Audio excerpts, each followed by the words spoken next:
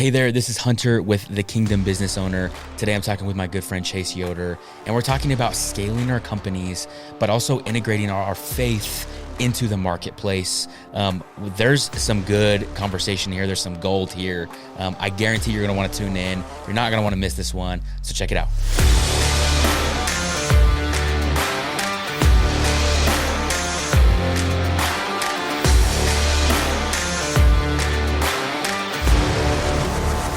All right. Well, hey, welcome to the Kingdom Business Owner. I'm here with my very good friend, Chase Yoder. Man, honored to be here. Honored to have you on the pod. And man, you're one heck of a guy. You're like a loose cannon in a lot of good ways, like pioneer, catalyst, but also just a good friend. So glad to have you on the podcast, man. Yeah, thanks for having me. Appreciate it. So for those that don't know who Chase Yoder is, because there might be some people that do, there might be some people that don't. Give us like the 60-second overview of who you are, what you're about. Yeah, nothing too special. Just a guy, married, 3 kids, man. So my wife and I have been married coming up on 12 years now, and got 2 daughters and a son, and run a handful of businesses. But yeah, everything that we do is all automotive. So between dealerships, body shops, fabrication, do a lot of fleet and commercial sales, and yeah, if it's automotive, I probably got my hand in it one way or another. For sure. Yeah, you do. And you're also pretty humble, bro. Like, give us the magnitude of the companies that you run. How many employees do you have? How many businesses are there? Give us like the overview of that. I'd lose count on the businesses, and I don't mean that in like there's so many, but it's there's some that are technically considered businesses, like the real estate business that we run everything out of, right? But you take those out of the equation, we're right at 10 businesses. We've got, out of those 10 businesses, we got 2 nonprofits that we run. And then, it fluctuates a little bit, but right around 300 people in the organization. So yeah. It's a lot, man. It's a lot on your shoulders. And obviously you have other leaders on your leadership team. But you're doing a lot. And so I want to talk about a lot of things today, but, I know a lot of folks are wanting to scale to the point where, they have 300 employees and they can have nonprofits and they can do some of the big things in the community that you guys are doing. Talk to us about the journey, man, of, starting to take over the business, managing so many people, managing so many fires. Give us like a little bit more context. Yeah. So, taking over the business, it wasn't something that's like, hey, look at me, I did all this, right? This was back in '83, my grandfather bought a dealership, right? And outside of that, we've grown everything. So that's between him, my dad, now I'm starting to take over, right? So it's not like, hey, this is something I did all on my own. So I think, one, with that being said, and anyone who's looking at it, it takes time. Yeah. And it also takes, outside of resources, you're always going to need resources anytime you're expanding, right? And you got to make sure that your fundamental core business is good, so that you can expand it into something else. But I think really what it is it's always cool or sexy to look at, like, hey, I want to look at this is a cool idea over here, and I want to chase this business, or I want to chase that. Really, I know the automotive industry, and so that's something I stick in, and I'm not going to adventure into something else, right? There's I've been hit up with a lot of opportunities of, hey, you should partner with me on this, or you should check this out. And it's like, as exciting as it is in the moment, I have to say, I'm probably going to butcher it better than be successful at it. So sticking with the things that you're good at, I think is one of the things you need to fundamentally say, hey, this is something that I'm going to stick with, right? One of the other things that we look at is, how is this going to impact our business down the road, right? Yeah. And so, what's fun is when you allow other people to bring their ideas in, because again, it's not, I did this. Right. Really, I haven't done a whole lot of the expansion. It's been other people's ideas that I've been able to act on, right? Yeah. So allowing people to have those ideas, and a great example would be like the fabrication shop. Right. And the whole reason that came out is we sell a lot of trucks that have flatbeds on them. And COVID just a few years ago, right? You know how this was. You couldn't source anything that you needed. So we had a truck that needed a bed. So this guy had just a cab with the chassis, right? No bed. It's basically useless to him. And the truck finally came in after he waited for 3-4 months. And then it sat waiting for us to get a bed for 3 or 4 months, right? So, I mean, this guy's just like, I need this for my business. I can't even use it. Right. And a technician in one of our shops overheard him kind of voicing his frustration. He wasn't mad at anyone. He was just frustrated at the situation, right?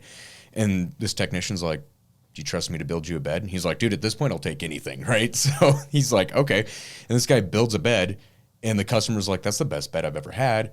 And so we're like, well, shoot, is there an idea here? And he's like, I enjoy fabricating things. I enjoy doing this, to the point where now it's turned into its own standalone business, right? So really that's without that opportunity or someone's idea coming to light, I didn't wake up one morning and say, this sounds like fun. Let's do this, right? Yeah. So it's leaning on the expertise of the people around you, and then being able to see, hey, there's a little golden nugget here. Let's see what we can build out of this. Come on. That's so good. I love that, man. And hearing stories like that get me so fired up. It's the reason I love capitalism so much. And I love innovation so much. I'm like, yeah, man, there's a hole in the market, so we're going to create a new business because it already aligns with our current business, and it's going to make money, and it's a no-brainer. Yeah. So, yeah, I love that, man. Random question. If you had to start over, like you had to start over from scratch, no resources, what are you doing? What is Chase Yoder doing? Oh, man. I would probably really be trying hard to be a rock star. That's Dude, like, I love it. I played guitar for 20 years, and man, it. There's two things that would have to work, right? Have no resources, one, and two, would not have met my wife, because if I had not met her, I would have tattoos all over. Yeah. Probably, much longer hair than I do. And even when my wife and I met, my hair was longer than yours. No way. Oh yeah. Wow, dude. Yeah, so respect. But well done. No, yeah. She makes me look a lot better than I did. So kudos to her. That's hilarious, man. That's hilarious. Man, this is another question. As you've stepped into like different expansions, new businesses, shutting down businesses, starting new things, what do you feel like has been the biggest lesson as an entrepreneur, as a leader? What's the biggest lesson that you've learned along the way? Oh man, there's a ton. One of the things that I'd say from my experiences that I've learned has been coming up through the business, because I already, like, from just getting in, I already kind of knew my trajectory, right? So I knew I was going to move from this position to this position to this position. So I kind of worked everything in the company so that I got a handle of it all. And so as I knew I was kind of coming up to that next role, I'd watch the guy ahead of me, and I'd get really cocky, like, man, I'm going to do this so much better than this guy. Sure. I hate that he does this. I hate how he does that. And look out, because when I get my chance, it's going to be leaps and bounds better. And then I'd sit in the seat, and it'd all fall apart. And I'm like, what in the world? And then I'd have to kind of rebuild it and learn everything on my own. I'm like, oh, well, that's why that guy did this. Oh, that's why that guy did that. And so it took me a while to really decide to learn from my peers or learn from those guys ahead of me, and take a chance to say, hey, I'm getting ready to step into this role. What's some of the advice you would give me? I think that's one of the big things that I've learned. And the other thing that I've learned, and this sounds contradictory, right? Because that was like the cocky side of me, of like being overconfident. And then the other side of me, I'd say really not having the confidence that I needed in a role. And so, like the role I'm in now, where I'm kind of starting to step in and run the companies. I mean, my dad's still in the organization. We've got a CFO with a lot of background in business and starting his own businesses. And I mean, he's been with some huge companies. And even our HR guy, really business minded, so they'd kind of been in their roles longer than I had been. So it was easy for me to sit back and say, man, I don't know if I really have an opinion to give. I just want to kind of sit back, shut up, and listen to these guys. And if something was transpiring that I didn't really think was going to work, or I didn't like the trajectory of it or anything like that, I didn't say anything, because I'm like, well, maybe I'm just too stupid to really know what's going on, so I'm just going to bite my tongue. And then I'd watch it unfold almost how I thought it was going to unfold, and then I kind of had to let that lesson happen to say, no, I I do know what I'm talking about, right? I kind of had to watch some of those failures happen to say, no, I've got confidence that I can have an opinion, I can have a seat at the table. So it's good. I mean, there's lessons I've learned in, all right, you got to humble yourself a little bit. And there's lessons I've learned where it's like, no, like you got to start believing a little bit more in yourself. It's good, man. There's two things that I've always respected about you. A, you're a learner. Like you show up in any room. It doesn't matter how big the business is, how small the business is, whoever. If they're a leader, you want to learn from them. I love that about you. And then secondarily, I love that, and maybe it's because you're partly an 8 on the Enneagram, I'm assuming, right? Do you know what you are in the Enneagram? I've taken so many of those things that I try to keep track of them. So that's fair. Sure, I'm an A. Sure. I think that sounds right. Regardless, you're a challenger. Like you challenge the process, but also you feel comfortable with making the hard decision. And I think there's a lot of people in the Foundry, or a lot of people who are listening in, who have like struggled to make the hard decisions. Well, let's talk about that for a little bit. How have you gotten to the place in your career where you can just step into a room and make a hard decision and it doesn't face you? At least that's my perspective of you in the marketplace. How have you gotten to that place? Really the biggest thing of making the hard decision is knowing where you want to go and having the confidence of, I know what it takes to get here. And if you're unsure of the direction to get there, then you're going to be unsure on those hard decisions, right? Whether that's, the decision of like a process that you're going to do, or a personnel decision or anything like that, right? For me, process is always a pretty easy thing. It's like, no, I appreciate your guys' opinion, but this is what we're going to do, right? And I always like hearing the feedback, but if I know, hey, that's not going to work, here's the direction we're going, I've got to stick to that direction. And if I'm wavering on the direction we need to go, then I'm not going to be able to make hard decisions. Yeah. Now on personnel, that's tough, right? When you start bringing people into the equation, right? When you got to make a hard decision or have a hard conversation with somebody, that's tough. That's where it's, I would almost say you put on a front. It's the same rule applies, right? I need to know where I'm going. So I need this person to either get on board or jump ship, right? And it's all in how you have that conversation. If you have that conversation sternly, because it's like, hey, I'm not going to waver on where I stand, but you do it out of love, I think that goes a long ways. But at the same time, it's for me anyway, I almost have to put on a face, right? Because if I put on the face of, man, this is really hard, then they almost don't know if to take me seriously or not.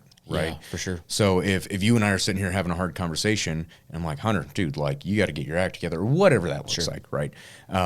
If I show too much emotion to it, or I show like, oh man, maybe I shouldn't have said that, or I don't like that I said that to him. Right.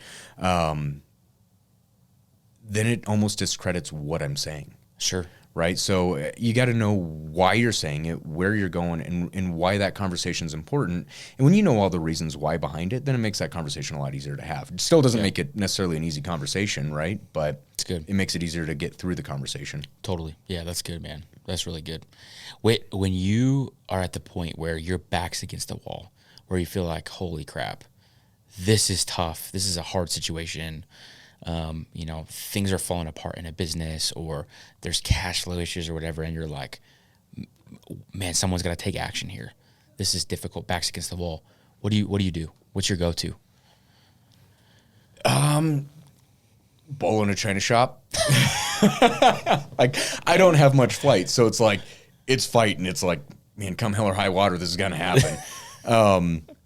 And actually, that's probably when I do more, right? And I'm more effective, is when my back's against the wall on something. And, that's kind of the point we're at right now with a lot of our businesses. Like, there's a lot of tough things going on. Yeah. We've made a lot of changes. So there are some things where I'm like, okay, back's against the wall right now. Yeah. What are we going to do? And it's this year you'll probably beat me at golf, because I don't think I'm going to get on the course much. I absolutely will. It's a guarantee. We'll see. That's a guarantee. We'll edit this and timestamp it for sure. But like when I do get into like backs against the wall, I get into like go mode, and it's funny because it's just like things are clicking so much faster, and I can handle more. Like when things are good, I feel like, 5 things get on my plate, and I'm like, I got so much going on. And right now I got like 50 things on my plate. Right. and I feel like I'm just flying through it, right? And it's almost enjoyable for me. Like I enjoy that challenge, and that's the hard thing is not everybody's like that. Yeah. Right. So you've got to know when your back's against the wall. Is that how are you going to react, and how do you generate the outcome that you want when your back's against the wall, right? Sure. Like that's just my personality. But if my personality was like, oh shoot, I don't know what I'm going to do, right, then I better have people on my team that are the goers, and it's like, all right, I need you to go do this, I need you to go do that, and I'm going to go take a break for a little bit or whatever, right? But that's why you got to have your team built to your weaknesses. Yeah. You know, where does being a follower of Jesus come into play when your back's against the wall? Well, I mean, it's huge, but I think the thing that I look out for, my dad and I were talking about this, it's when business is really good, it's really easy to say, oh yeah, this is our business. We run this. It's look at us, right? When things are really hard, it's really easy to be like, God, this business is yours. We really need a miracle. We're giving this over to you, right? And give it back to him. And we never asked for this. It's yours. Take it. But it's, I look at it where it's, you really need to have that mentality of that business belongs to Christ ultimately. Yeah. No matter what, when times are bad, when times are good. And so I think, when times are bad, it's always a good reminder for me to bring Christ with me, right? To bring Jesus with me into everything that I do. And when I first started out in the business and I was selling, I don't know why it was easy. Like maybe I just had a different mindset.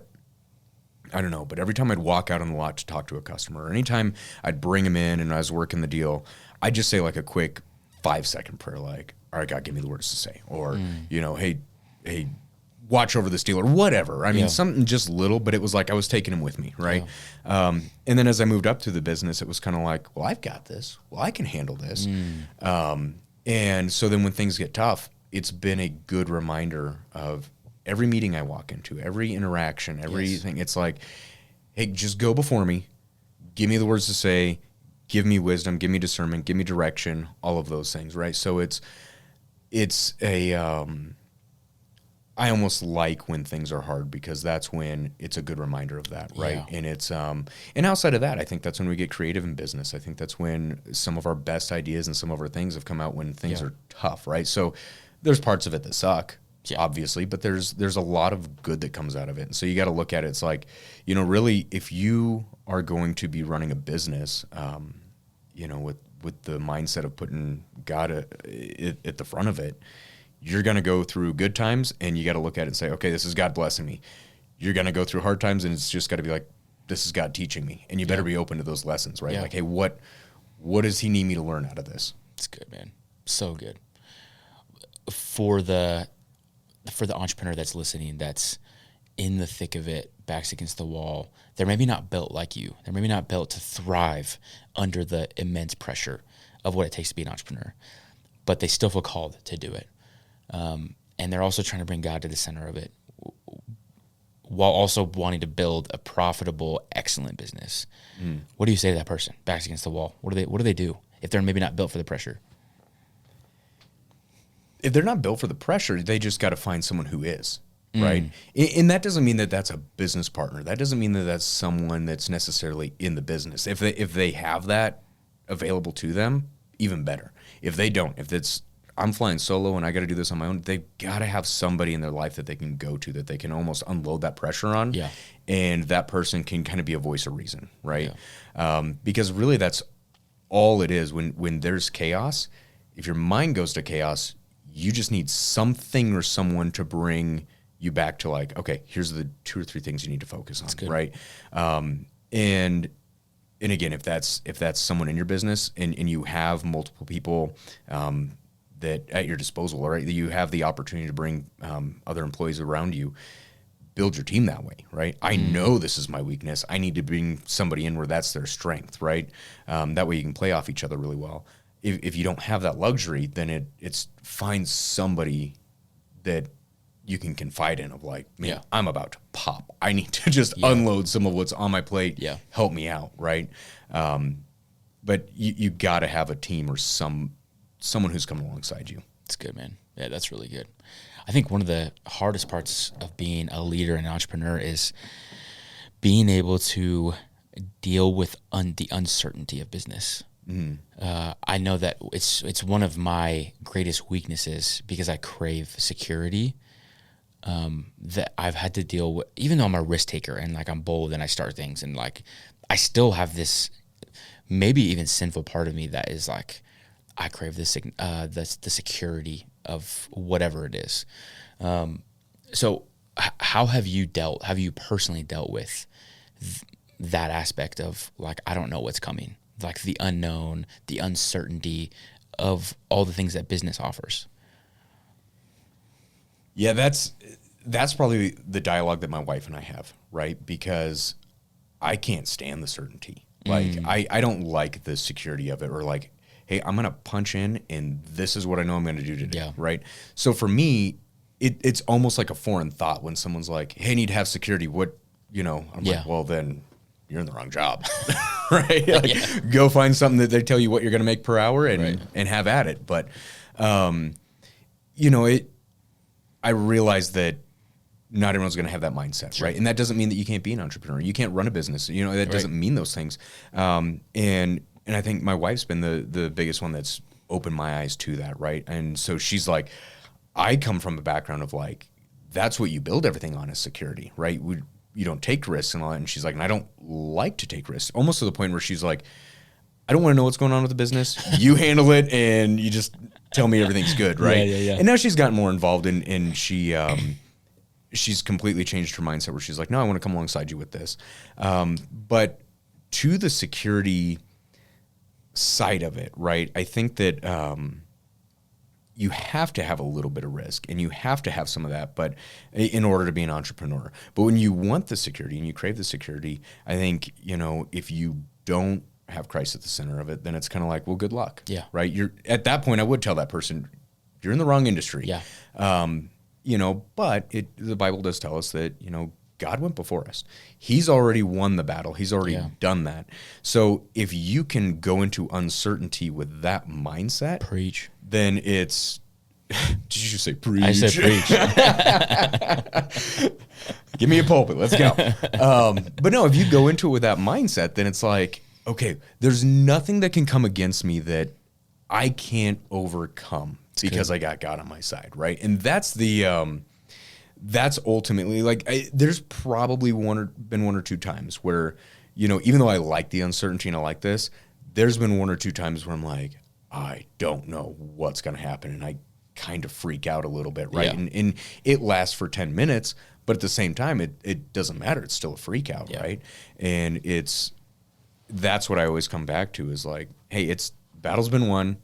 God's already gone before you. Yeah. And if you think that like this is insignificant to him, then you're out of your mind, right? Like he's already gone and done way more than what this tiny business is going to face. So good, dude. So good.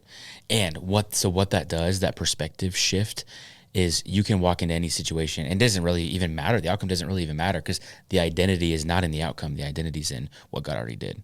Yeah. And that's why I'm like, man, it would be so difficult to not be filled with the Holy Spirit and running a business. Like if my identity was in my business, man, I'd be screwed, because that would be a painful place to be. So to have the perspective shift of, man, my identity is actually in what Jesus did, and it's not in anything else, because now I can walk in any situation, and I don't really care what the outcome is. I care what the outcome is, but it's not going to absolutely destroy me. Right. So, dude, that was gold and money, and for somebody that's listening, let's talk more about leadership and business. Man, there's a lot of people who are in the foundry or are listening that just want to grow their business. And I think that their hearts are pure. They want to grow it so they can pay their people really well, so that they can give more to charity, so that they can provide for their families better. What is that person? What's the number one thing that you would say to that person who's trying to scale their business? They maybe have a couple employees. They're maybe doing $500,000 a year. What's the number one thing that you would say, hey, that person's got to invest in X, Y, or Z? Themselves. I mean, that's the biggest thing you can invest in, right? I mean, I'm not an expert in economics or anything like that, so I'm not gonna be like, hey, put it in crypto, do this, and then let that grow over time. I'm the worst guy to ask for that. But honestly, it's invest in yourself, because if really, I'm gonna give credit to my dad and my grandfather now, right? Like, they built the company to what it is now. I've helped grow it a little bit with the small time I've been there, but majority of the company is what they've laid out. If I wasn't equipped and hadn't poured into myself and learned and grown, and part of that's being part of the foundry, part of that's for a plug for you, part of that's, appreciate it. Yeah, reading books, learning from other people who have done it, in any way I can grow myself. If I hadn't done that, I would have stepped into this thing and just been like, my best option is for you guys to sell it and give me a cut, I mean, honestly, and for sure. So you have to be equipped to run something like that in order to grow it. And it's, it never changes. I'll sit in rooms with other dealers, and I've got a group that we meet with, 3 times a year, and someone will completely change around a part of their business. And everyone's like, how'd you do that? That's amazing. And it's 2 answers, or it's always the same 2 answers. It's people and process, right? So it's like, yes, are your processes in line, and do you have the right people on your team, right? And that's ultimately what it comes down to. So good, man. And you could have somebody who's really good and you really like them, but they're not getting to that goal. So that's where you got to check with yourself. Is my goal to really scale the business so that I can provide those things for my family, for my community, for other people? Or am I more where I want to hold on to this guy because I really have a soft spot for my heart? Neither one's a bad decision, but you got to know where you stand on it, right? Yeah. So if it really is to scale, then you really have to look at it, and you kind of have to take yourself out of the equation a little bit and say, for me to get there, what's the equation? I have to have these processes, and I have to have these types of people. All right, that guy checks the box, that guy checks the box, this guy doesn't. Can he check the box, right? And obviously you want to go in and see if you can work with that person or whatnot, or maybe they're the right person, wrong seat, all the things we've heard. But you really have to have the team around you to scale to get to where you want to go. That's so good, man. What are the things that you've done to invest in yourself as a leader? Because I have seen you do that. I mean, like what are some of the like are there conferences or specific books that you can even plug that have been game changers in your story?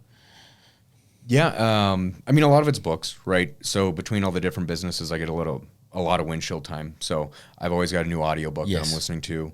And one of my favorites, and that I work on with the team, and I've everyone who's a manager, well, most of our managers, we've gone through this, and we'll do a study on extreme ownership by Jocko Willings, right? And that's game changer. That's probably one of my favorites, and I like the way the book's written. It's engaging. I like the book in and of itself, but really just the context of like, hey, this is on me. Yeah. And it's kind of funny. Like, we've got a couple guys in the organization that, I mean, you get me and them in the room, and it's almost like you can't find fault with anybody because one guy's like, wait, I screwed up. That's my fault. And I'm like, no, because I allowed it to happen. And the other guy's like, yeah, but I did this. So it's, it's cool when you have a culture of like everyone who's going to own, like legitimately own what they do and what they're responsible for, right?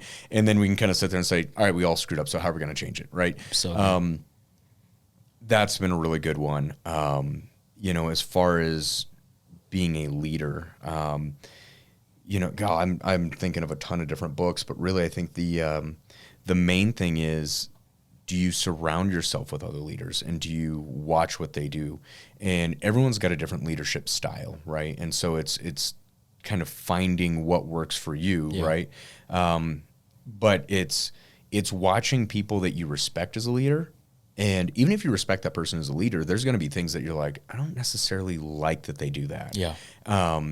And so what I'll do is I'll watch, things that I watch my dad do that I'm like, wow, he does that really well. I need to try to emulate that, or at least make it my own. I don't like that he does this. Why don't I like that? And how am I going to change it? Same thing with my grandpa. Same thing with managers that I've had as I grew up through the business, right?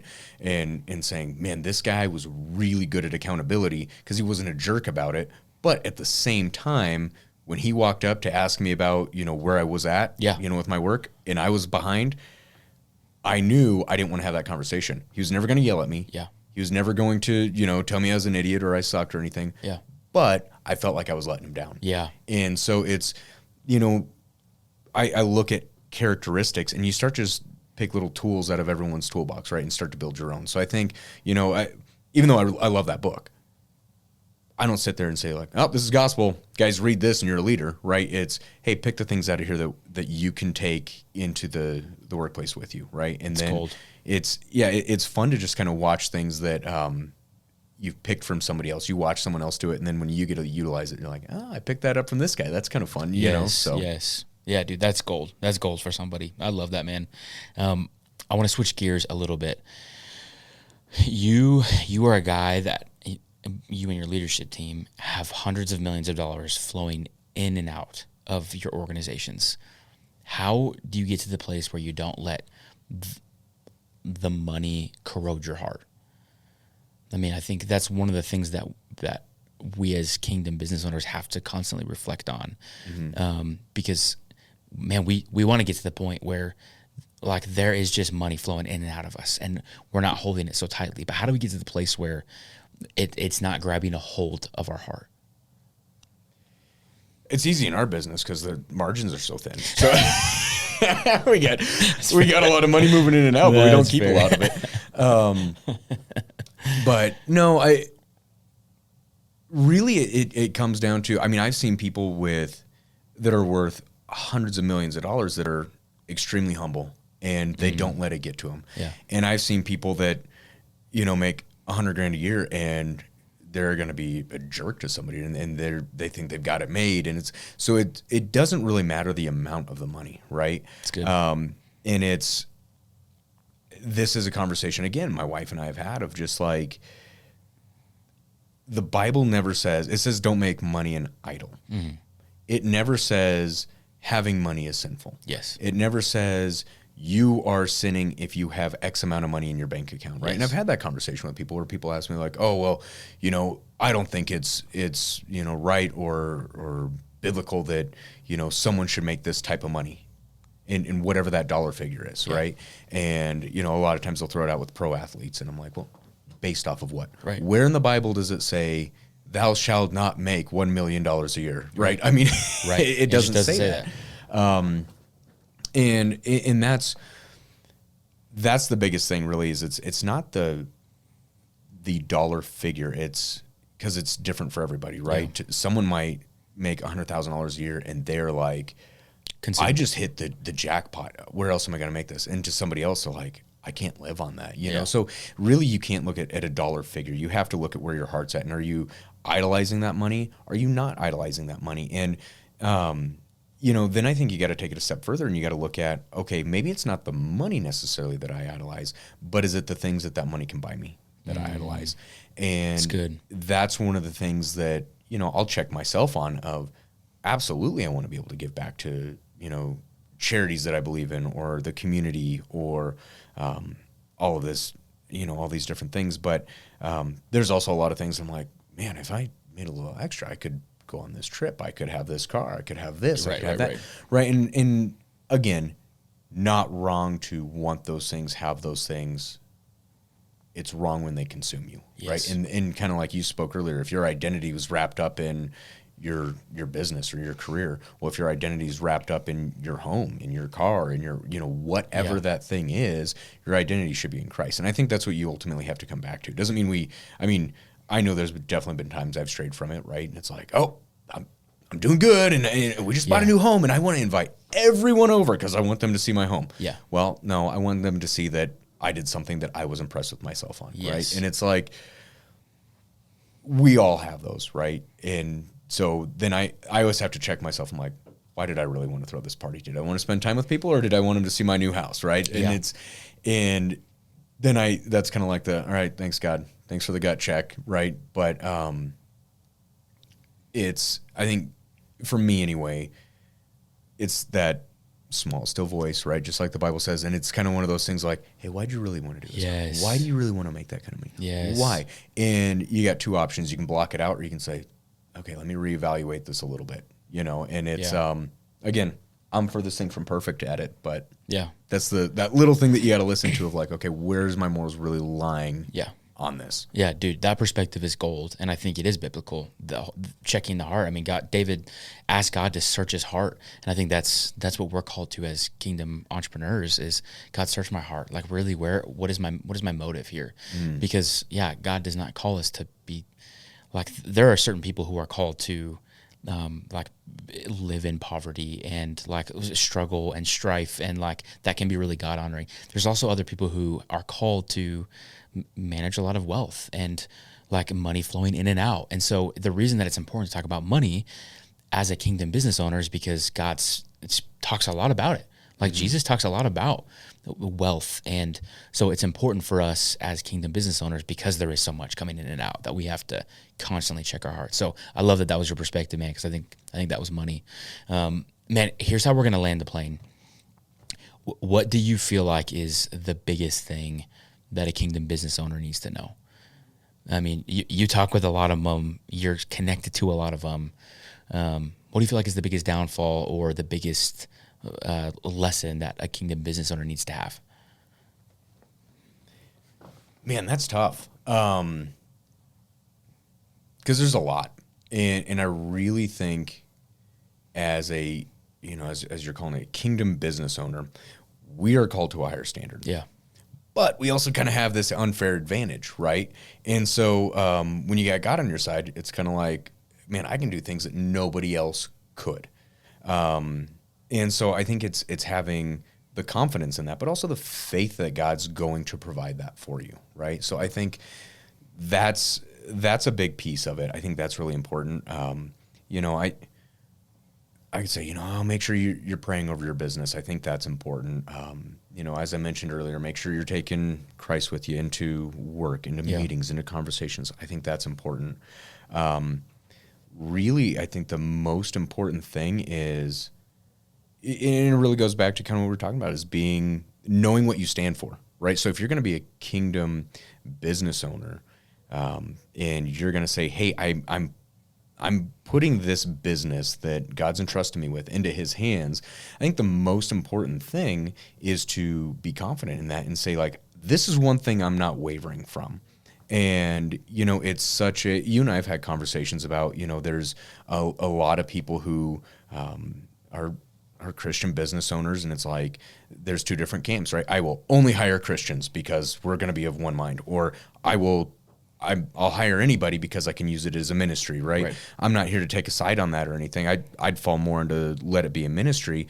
But regardless what camp you're on, you got to stand for it, right? And like, I'll sit in an interview with somebody and I'll say, hey, you don't have to believe what I believe. Yeah. But these are the values and the cores that we have in this business. Is that something you can get behind, right? And when that's your value system, most people are not going to be like, nope, like, hail Satan, I've got a different form of beliefs, right? Most people aren't doing that. Right. More times than not, people are going to line up with that belief. And I have had one person that left the organization because they saw that we donated to Focus on the Family. And this one individual was like, that goes against so many things that I agree with. And that's the one time since I've been doing this that it was like those values cause that person to, look outside of our organization. But also, when I hired this individual, I was very upfront with it. Yeah. Right? Yeah. And I could watch a lot of things happening in their personal life to where it wasn't an issue when I hired them, and then, a couple of years down the road, it became an issue. And that's for that individual to figure out, and that's fine. But I think it's being bold on this is who I am as a business owner, and knowing that's why you do business, and who you do business for. And I think there's, there's a lot of fear of, well, I'm a Christian. These are the values I'm going to put out, but nobody else needs to know it. I'll pray over the business. I'm not going to talk about it. I'm not going to do this, and it's like, no, when we hire people, we full on talk about it. Like, hey, these are the values.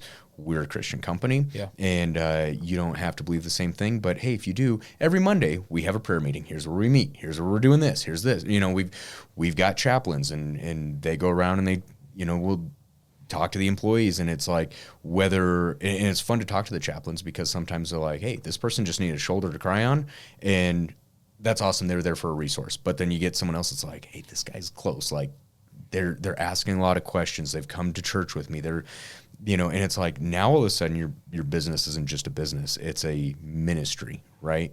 And that's cool when you're like, we've seen over the years a couple different employees come to Christ through the chaplains or just how we've run business or all this stuff, and it's, so when you see those, then it's like you take the money out of it, you take all the, whatever that business can bring out of it, and you start to see that. And it's like, that's someone that a kingdom, or that's something that a kingdom business owner gets to see that somebody else doesn't get to see, right? Yeah.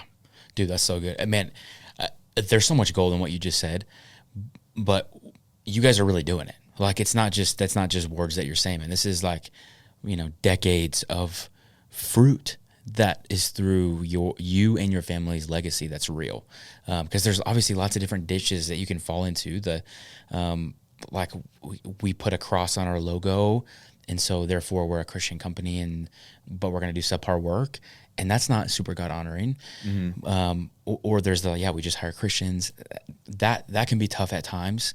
But I love the approach of we're going to do business really well, and we're going to do excellent work, and we're going to really take care of our people and our community through and through. And also we're going to be deeply bold about who we are, and we're not going to falter, and we're not going to sway. Like this is who we are, and this is the King that we serve. And I'm like, dude, that's money. And I think more people need to hear stories like that. That can inspire them to to stay strong, stay the course, man. So, dude, super good. Any last thoughts before we close out? Nothing, man. You kind of wrung me dry. You had tons of questions, so I appreciate it. Well, dude, thanks for being on the pod. Love you, man, and glad that you were on. Yeah, thanks for having me. Appreciate it.